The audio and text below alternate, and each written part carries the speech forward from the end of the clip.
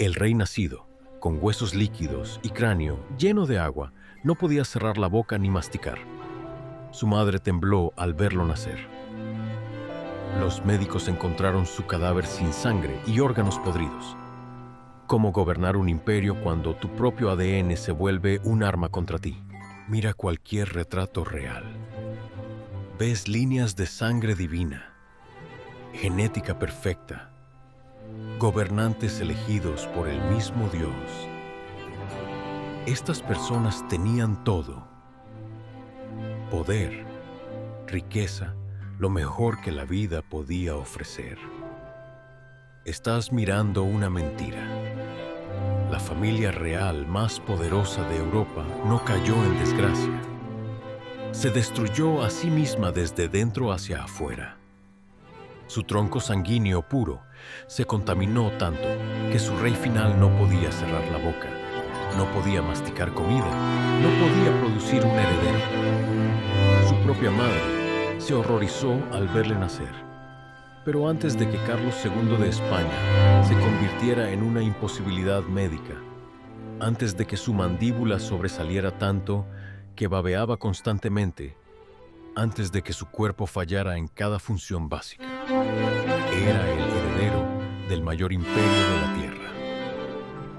Este es uno de los únicos casos documentados en la historia donde podemos ver exactamente lo que sucede cuando los humanos llevan la genética más allá del punto de quiebre. Científicos modernos que analizaron su ADN encontraron algo que no debería ser posible. Era más endogámico de lo que sería si sus padres fueran hermanos. Lo que estás a punto de ver es tanto trágico como aterrador. Es la historia de cómo la dinastía más poderosa del mundo convirtió sus propios cuerpos en una pesadilla biológica. Déjame llevarte de regreso al 6 de noviembre de 1661, a una sala débilmente iluminada en el Palacio Real de Madrid. Las parteras acaban de dar a luz al heredero del trono español, y algo está terriblemente mal. La cabeza del bebé es grotescamente grande. Su respiración es laboriosa. Pero aquí está lo que los libros de historia no te dicen. Su propia madre, la reina Mariana, supuestamente se estremeció al verlo y se negó a amamantar a su propio hijo. Esto no fue crueldad maternal. Esto fue horror instintivo. Verás, la reina Mariana no era solo la madre de Carlos. También era su prima y su tía. ¿Cómo es eso posible? Porque su padre, Felipe IV, se había casado con su propia sobrina. Si estás tratando de entender ese árbol genealógico en tu cabeza ahora mismo, no te molestes. No es un árbol, es un círculo. Pero para entender cómo llegamos a este momento, para entender cómo un bebé pudo nacer tan comprometido genéticamente que su propia madre se horrorizó, necesitamos retroceder más. Muy atrás, a cuando la dinastía Habsburgo descubrió la oscura magia de mantener el poder en la familia. Literalmente, los Habsburgo tenían un dicho: deja que otros hagan la guerra. Tú, Feliz Austria, cásate. Suena romántico hasta que te das cuenta de que se referían a casarse entre ellos. Durante casi 200 años, la rama española de la familia Habsburgo había estado casándose entre primos, tíos casándose con sobrinas, y en algunos casos, primos hermanos unidos en matrimonio. Llamaron a esto mantener la pureza de la sangre. Los científicos ahora lo llaman suicidio genético. Aquí hay un número que te volará la cabeza. Más del 80% de los matrimonios de los Habsburgo españoles eran entre parientes cercanos, no primos lejanos que podrías encontrar en una reunión familiar. Hablamos de personas que compartían abuelos o, en algunos casos, padres. Para cuando nació Carlos II, sus 8 bisabuelos descendían de la misma pareja.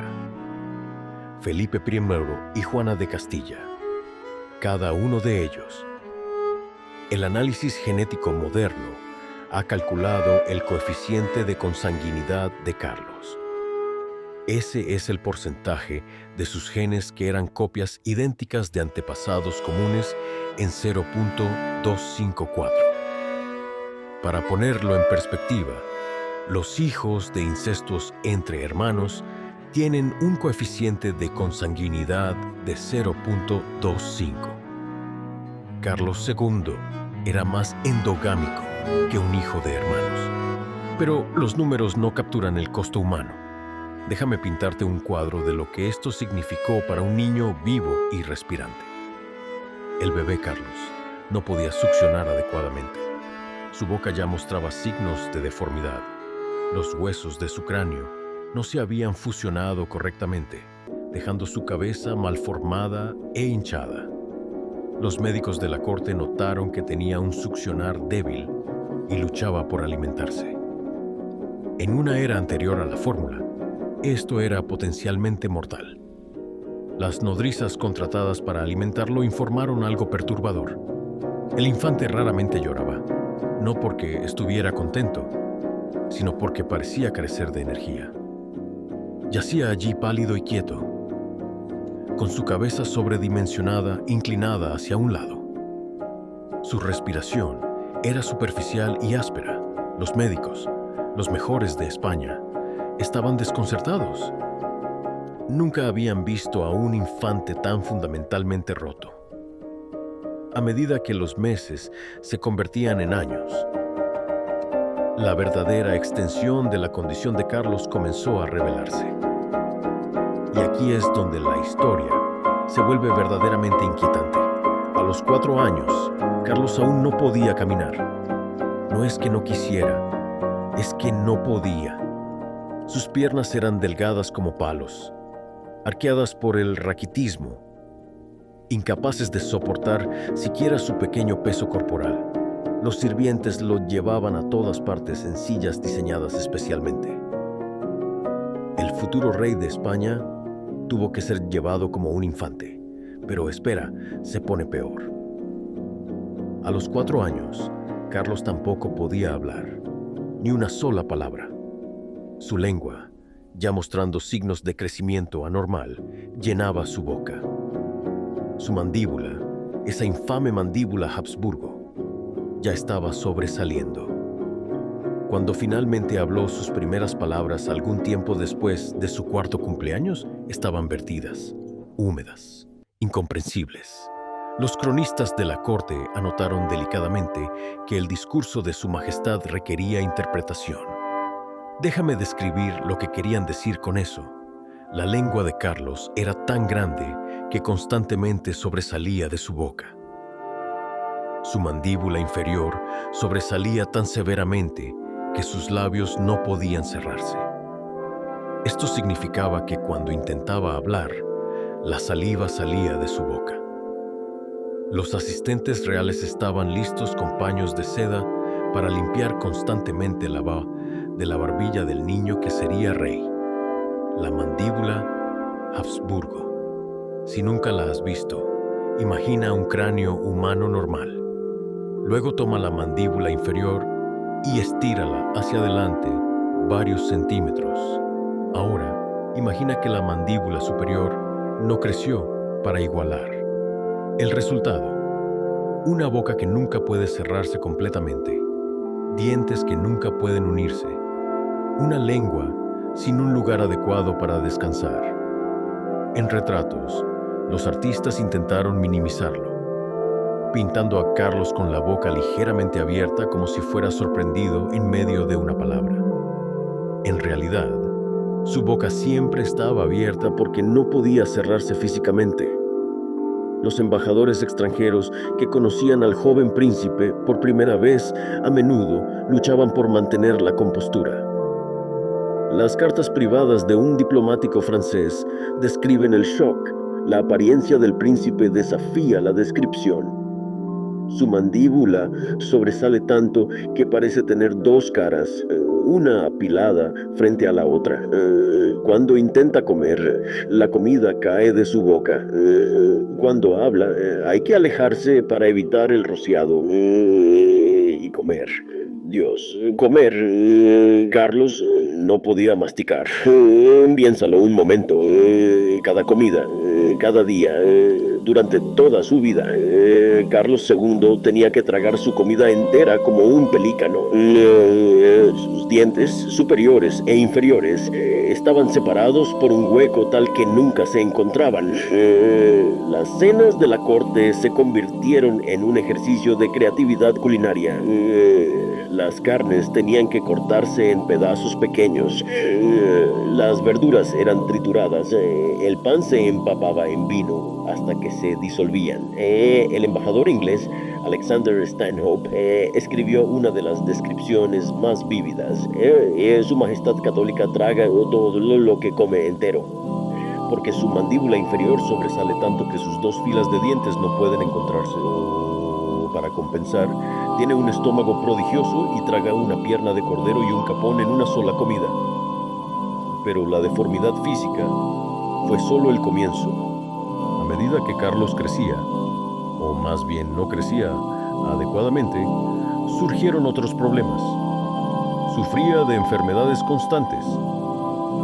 El sarampión casi lo mata a los 6 años. Luego vino la varicela, que lo dejó cubierto de cicatrices. Luego la rubéola, luego la viruela. Cada enfermedad que barría el palacio encontraba en Carlos un anfitrión ansioso. Su sistema inmunológico comprometido ofrecía poca resistencia. La viruela fue particularmente cruel. Golpeó cuando Carlos tenía 9 años y durante semanas estuvo entre la vida y la muerte. Su rostro, ya distorsionado, se convirtió en un campo de batalla de pápulas y lesiones. Cuando finalmente se recuperó, las cicatrices se sumaron a su catálogo de desfiguraciones. Pero la enfermedad dejó algo más, una complicación que lo acosaría para siempre. Los médicos notaron que se acumulaba líquido en su cráneo. Su cabeza ya grande comenzó a hincharse aún más. Hoy lo llamamos hidrocefalia, agua en el cerebro. En el siglo XVII lo llamaban otra maldición sobre el príncipe.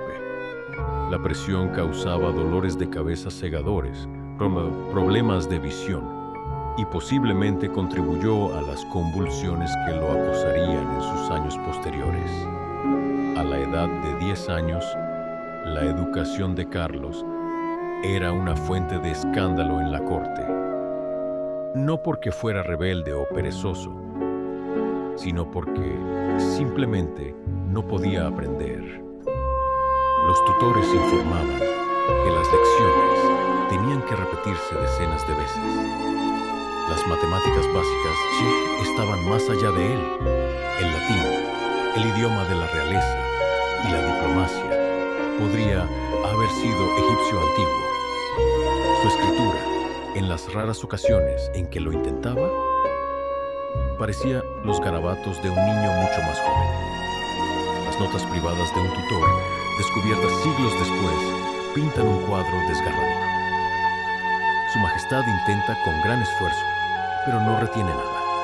Explica un concepto y para el día siguiente es como si nunca lo hubiera oído. Su atención divaga. A veces se queda mirando al vacío durante largos periodos. Cuando se le pregunta en qué está pensando, no puede decir. Pero aquí es donde la historia toma un giro aún más oscuro. A medida que Carlos entró en la pubertad, o lo que debería haber sido la pubertad, su cuerpo lo traicionó de nuevas maneras. Creció, pero apenas. Mientras otros adolescentes reales crecían en altura, Carlos se mantenía atrofiado. Su voz, en lugar de profundizarse, permaneció alta y delgada. Vello corporal, casi nada. Las características que marcan a un niño convertirse en un hombre simplemente no sucedieron. Los médicos de la corte fueron consultados en conferencias susurradas. Discutieron lo que observaban.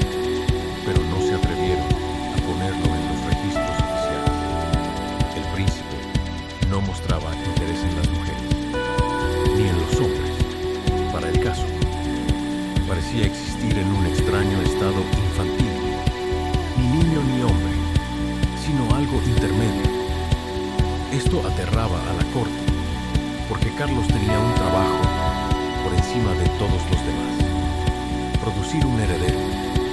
Todo el imperio español, que se extendía desde Europa hasta las Américas y Filipinas, necesitaba que la línea real continuara. Pero ¿cómo podría un hombre que no podía hacerse una barba adecuada engendrar hijos? A los 18 años, decidieron averiguar. Carlos se casó con María Luisa de Orleans, una princesa francesa de 17 años, que según todos los relatos, era hermosa, inteligente y sana. El contraste entre la novia y el novio sorprendió a los invitados de la boda. Ella estaba radiante. Él era espantoso.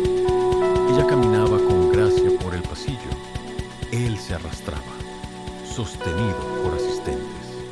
Cuando llegó el momento del beso, los observadores notaron que María Luisa tuvo que hacerse visible un esfuerzo antes de inclinarse. La noche de bodas fue un desastre. No el tipo de desastre que da lugar a historias graciosas más adelante, sino el que determina el destino de los imperios. Carlos, quedó claro, era completamente incapaz de consumar el matrimonio. No que no quisiera, incapaz. Su cuerpo simplemente no funcionaba como debería. María Luisa, criada en la sofisticada corte francesa, intentó todo. Fue paciente, fue amable. Incluso, según rumores de palacio, trató de instruir a su marido en las nociones básicas de las relaciones maritales. Nada funcionó. Pasaron los años. No hubo embarazo. La reina se sometió a humillantes exámenes para determinar si ella era el problema. Los médicos declararon que era perfectamente fértil. El problema, todos lo sabían, pero nadie lo diría oficialmente. Era el rey. La presión era aplastante. Tanto Carlos como María Luisa estaban sometidos a tratamientos de fertilidad cada vez más desesperados. Se le obligó a ella a beber viles mezclas de hierbas y órganos de animales. A él se le hizo consumir pociones que incluían perlas molidas y sangre de toro. En un momento dado, la corte trajo a un especialista que prescribió comer el pene seco de un ciervo. Nada funcionó, porque nada podía funcionar. El sistema reproductivo de Carlos era tan mal formado como el resto de su cuerpo. Pero espera, la historia se vuelve aún más extraña. La madre de Carlos, desesperada por un nieto que continuara la línea Habsburgo, consultó a místicos y hombres santos. Uno sugirió que Carlos estaba maldito y que dormir junto a reliquias sagradas podría romper el hechizo. Cuando eso falló, escaló a algo que aún sorprende a los historiadores. Hizo que su hijo durmiera junto a cadáveres. Sí, escuchaste bien. La reina madre arregló que Carlos pasara noches acostado junto a los cuerpos exhumados de santos y antiguos reyes, incluido su propio padre. La teoría era que la esencia sagrada de los muertos de algún modo curaría su impotencia. Imagina, el rey de España, baboso y malformado, acostado junto a cuerpos en descomposición, con la esperanza de ganar la capacidad de engendrar un hijo. 10 años de matrimonio, 10 años de intentos fallidos, 10 años de humillación. Luego María Luisa murió repentinamente a los 26 años. La causa oficial se enumeró como apendicitis, pero los rumores circulaban. ¿La habían envenenado? ¿La presión de su situación la había llevado al suicidio? Nunca lo sabremos. Lo que sí sabemos es que Carlos estaba genuinamente devastado. A pesar de todo, había llegado a amar a su esposa, quizás la única persona que le había mostrado verdadera amabilidad. A los pocos meses comenzó la presión para volver a casarse. El consejo seleccionó a María Ana de Neuburgo, una princesa alemana de una familia notoriamente fértil. Sus padres habían tenido 17 hijos. Sin duda razonaron los asesores. Tales genes robustos podrían superar incluso las deficiencias de Carlos. Se equivocaron. María Ana, a pesar de su linaje saludable, nunca quedó embarazada. Ni una vez. Para entonces, la salud de Carlos se había deteriorado aún más. Los cortesanos susurraban que parecía un anciano, aunque apenas tenía 30. Su cabello se caía en mechones. Sus dientes, los pocos que se podían ver detrás de esa mandíbula prominente, se pudrieron y se cayeron. Se arrastraba al caminar. Cuando podía caminar, las convulsiones comenzaron en sus 30. Sin previo aviso, Carlos colapsaría, su cuerpo convulsionando, espuma mezclándose con la baba siempre presente. Cuando se recuperaba, a menudo no reconocía a las personas que lo rodeaban. Comenzó a hablar de ver fantasmas, oír voces, sentir manos invisibles tocándolo. La corte estaba aterrorizada. ¿Se estaba volviendo loco su rey además de todo lo demás? El apodo, el hechizado, el maldito, adquirió un nuevo significado. La gente realmente creía que Carlos estaba bajo una maldición. La Inquisición española se involucró. Se llevaron a exorcistas. En un momento, el propio confesor del rey fue arrestado bajo cargos de usar brujería para empeorar la condición real. El juicio fue una sensación, aunque por supuesto, ningún exorcismo podría curar daños genéticos. Carlos mismo creía que estaba maldito. En momentos lúcidos, lloraba y preguntaba qué había hecho para merecer tal castigo. Llevaba amuletos, portaba reliquias sagradas y se sometía a rituales de purificación cada vez más extraños. Nada ayudaba porque nada podía ayudar. Su código genético era su maldición escrita en cada celda de su cuerpo. A los 35 años, Carlos lucía anciano. Las descripciones contemporáneas son difíciles de leer.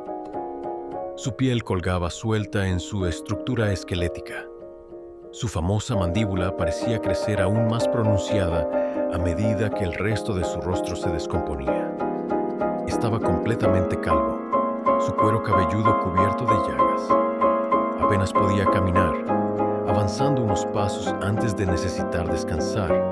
Su habla, siempre dificultosa, se volvió casi imposible de entender.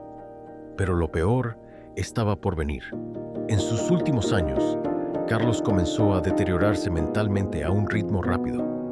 Se sentaba durante horas mirando al vacío, la baba acumulándose en su ropa. Cuando se le hablaba, a menudo no respondía. Cuando hablaba, divagaba sobre demonios y ángeles, sobre su esposa muerta, sobre niños que nunca tendría. El rey de uno de los imperios más grandes del mundo se había convertido en una cáscara vacía.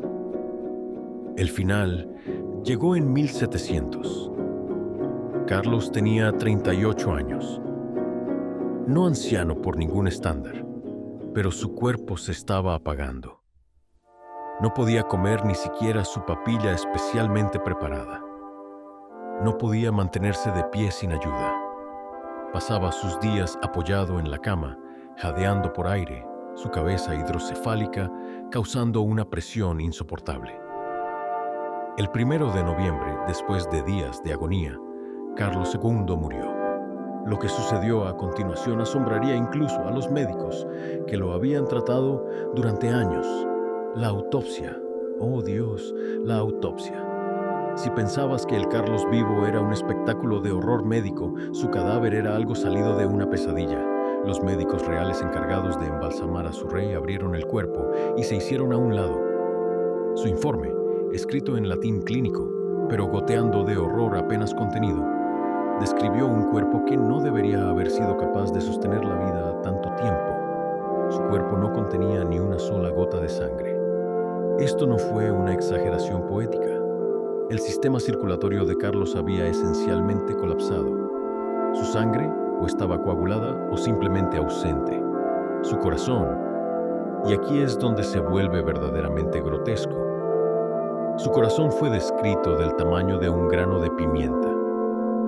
No literalmente tan pequeño, sino marchito, ennegrecido, apenas reconocible como el órgano que debería bombear vida a un cuerpo.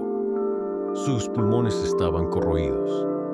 Su palabra, para lo que ahora podríamos reconocer como cicatrices masivas de infecciones repetidas. Imagina que el tejido pulmonar se vea más como piedra pómez que como órganos destinados a respirar. Sus intestinos fueron descritos como podridos y gangrenosos. Partes de su sistema digestivo habían muerto literalmente mientras aún estaba vivo, explicando el dolor horroroso que padeció en sus últimos años. Pero el detalle más revelador, el que confirmó lo que todos sospechaban, pero nadie se había atrevido a decir oficialmente. Carlos tenía solo un testículo, y era negro como el carbón. Este único trozo de tejido muerto atrofiado era todo lo que quedaba de lo que debería haber sido un sistema reproductivo funcional. No es de extrañar que no pudiera engendrar hijos. Es un milagro que sobreviviera a la pubertad. Y su cerebro recuerda esa cabeza llena de líquido, desproporcionada. Los médicos descubrieron que efectivamente estaba lleno de agua. La hidrocefalia había dejado apenas espacio para el tejido cerebral real, como Carlos había logrado funcionar en absoluto. Cómo había logrado hablar y pensar y gobernar, aunque mal, era un misterio médico. Los médicos que realizaron esta autopsia deben haber estado allí cubiertos de la sangre de su disección y maravillados de que esta colección de órganos malformados hubiera sostenido la vida durante casi 4 décadas. Cada sistema estaba comprometido, cada órgano estaba dañado. Era como si el cuerpo de Carlos hubiera estado en guerra consigo mismo desde el momento de la concepción. El análisis genético moderno nos ha dado el porqué detrás de este espectáculo de horror. Recuerda ese coeficiente de consanguinidad de 0.254. Eso significa que un cuarto del genoma de Carlos consistía en copias idénticas de genes. En esas secuencias repetidas acechan las instrucciones para su destrucción. Los científicos ahora creen que Carlos sufrió al menos 2 trastornos genéticos importantes. El primero fue la deficiencia hormonal pituitaria combinada. Su cuerpo no podía producir las hormonas necesarias para un crecimiento y desarrollo normales. Esto explicó su baja estatura, su incapacidad para madurar sexualmente, su debilidad muscular, sus problemas cognitivos, su glándula pituitaria, el controlador maestro del sistema endocrino, era esencialmente no funcional. El segundo fue, probablemente, acidosis tubular renal distal. Sus riñones no podían regular adecuadamente su química sanguínea. Esto causó el raquitismo, que dobló sus piernas, la debilidad muscular que lo dejó incapaz de caminar y posiblemente contribuyó a la hidrocefalia que hinchó su cráneo. Cualquiera de estas condiciones por sí sola habría sido un desafío. Juntas crearon una cascada de fallos a lo largo de su cuerpo. Agrega la propia mandíbula Habsburgo, una condición genética llamada prognatismo mandibular, y tenías una tormenta perfecta de desastres genéticos. Algunos investigadores han propuesto una posibilidad aún más rara, una enfermedad de almacenamiento lisosomal llamada aspartilglicosaminuria. Los pacientes con esta condición se desarrollan normalmente durante sus primeros años. Luego, comienzan a mostrar retrasos. Al llegar a la adultez, tienen características faciales ásperas, discapacidad intelectual y una esperanza de vida acortada. La coincidencia con los síntomas de Carlos es inquietantemente exacta. Pero aquí está la parte verdaderamente aterradora. Carlos no era singularmente desafortunado. Era el resultado inevitable de la endogamia sistemática. De los 34 hijos nacidos de los monarcas Habsburgo españoles, más de la mitad murieron antes de los 10 años. La dinastía estaba literalmente creando su propia muerte. Carlos era simplemente el último, el ejemplo más extremo. Cuando Carlos murió sin un heredero, desencadenó la Guerra de Sucesión Española, un conflicto que reconfiguraría Europa. El Imperio Español, construido a lo largo de siglos, se desmoronó porque el cuerpo de un hombre estaba demasiado roto para producir un solo hijo. La línea Habsburgo que había gobernado España durante casi 200 años terminó no con un asesinato o una revolución, sino con un rey tan endogámico que su propia carne lo traicionó. La dinastía Borbón que reemplazó a los Habsburgo aprendió la lección. Si bien los matrimonios reales siguieron siendo políticos, la extrema endogamia que creó a Carlos II nunca se repitió. La pesadilla de la mandíbula Habsburgo, el horror de la autopsia de Carlos, la tragedia de un rey que no podía masticar su propia comida. Estas se convirtieron en relatos de advertencias susurrados en las cortes reales de toda Europa. Carlos II permanece en los libros de texto médicos como el ejemplo definitivo del colapso genético. Los estudiantes que estudian genética ven su retrato y aprenden sobre los coeficientes de consanguinidad. Su mandíbula Habsburgo se ha convertido en un término que resume los peligros de los grupos genéticos cerrados. De alguna extraña manera, su sufrimiento contribuyó a nuestra comprensión de la herencia y la importancia de la diversidad genética. Pero más allá de la curiosidad médica, más allá de las consecuencias políticas, había un ser humano. Carlos II vivió cada día en un cuerpo que le fallaba. Soportó dolor constante, humillación y el conocimiento de que estaba fallando en su deber más básico como rey. Fue objeto de burla como el hechizado, cuando su única maldición era su ascendencia. En su última carta, dictada porque ya no podía sostener una pluma, Carlos escribió sobre la esperanza de encontrar paz en la muerte que le había eludido en vida. Para un hombre que había soportado 4 décadas de angustia física y mental, que había sido sostenido en el trono como un grotesco títere, la muerte debió parecerle una misericordia. El retrato que mencioné al principio cuelga ahora en el Museo del Prado en Madrid. Los visitantes se detienen ante él, impactados por las obvias deformidades que incluso el pintor de la corte no pudo ocultar completamente. Pero ahora conoces la verdad detrás de esa imagen. Sabes sobre la mandíbula que no podía cerrarse, la lengua que no podía encajar, el cuerpo que no podía funcionar, el genoma que se había vuelto contra sí mismo. Carlos II de España no fue maldecido por brujas o demonios. Fue maldecido por su propio árbol genealógico. Un árbol tan enredado que se había convertido en una soga. Su historia se erige como quizás la advertencia más clara de la historia sobre los peligros del aislamiento genético. Al tratar de mantener el poder en la familia, los Habsburgo destruyeron su propia línea de sangre. La próxima vez que veas un retrato real, recuerda a Carlos II. Recuerda que detrás de las coronas, los cetros y la grandeza real, la biología siempre tiene la última palabra. Y a veces esa última palabra es horripilante más allá de la imaginación.